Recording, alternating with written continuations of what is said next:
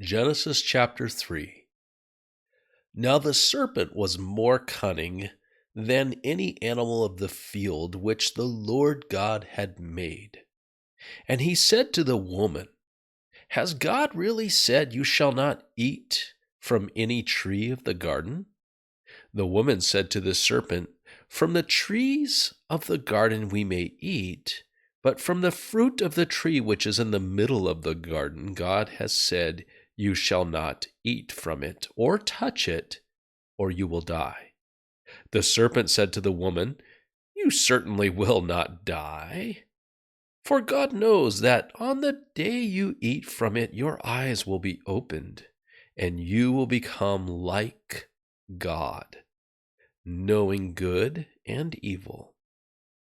When the woman saw that the tree was good for food, and that it was a delight to the eyes, and that the tree was desirable to make one wise, she took some of its fruit and ate. And she also gave some to her husband with her, and he ate. Then the eyes of both of them were opened, and they knew they were naked, and they sewed fig leaves together and made themselves waist coverings. Now they heard the sound of the Lord God walking in the garden in the cool of the day, and the man and his wife hid themselves from the presence of the Lord among the trees of the garden. Then the Lord God called to the man and said to him, Where are you? He said, I heard the sound of you in the garden, and I was afraid because I was naked, so I hid myself. And he said, Who told you that you were naked? Have you eaten from the tree which I commanded you not to eat? The man said, The woman whom you gave to me, she gave me some of the fruit of the tree, and I ate. Then the Lord God said to the woman, What is this that you have done? And the woman said, The serpent deceived me, and I ate. Then the Lord God said to the serpent, Because you have done this, cursed are you more than all the livestock, and more than any animal of the field. On your belly you shall go, and dust you shall eat all the days of your life.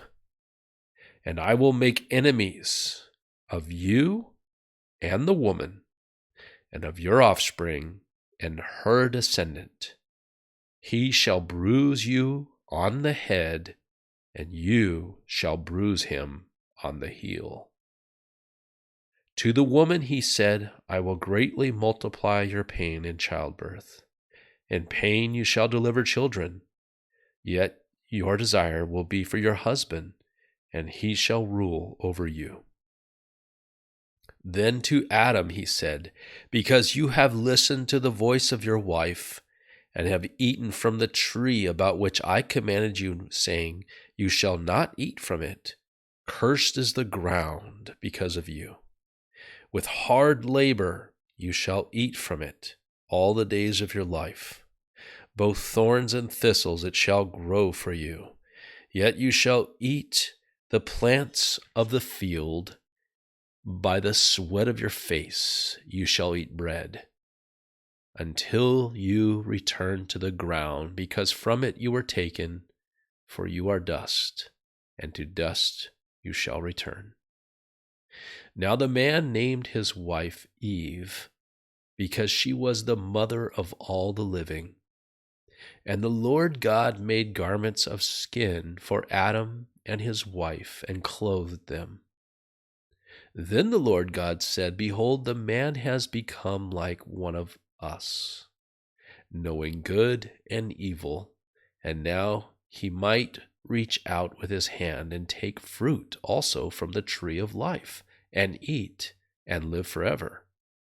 Therefore the Lord God sent him out of the Garden of Eden to cultivate the ground from which he was taken. So he drove the man out, and at the east of the Garden of Eden he stationed the cherubim and the flaming sword which turned every direction to guard the way to the tree of life.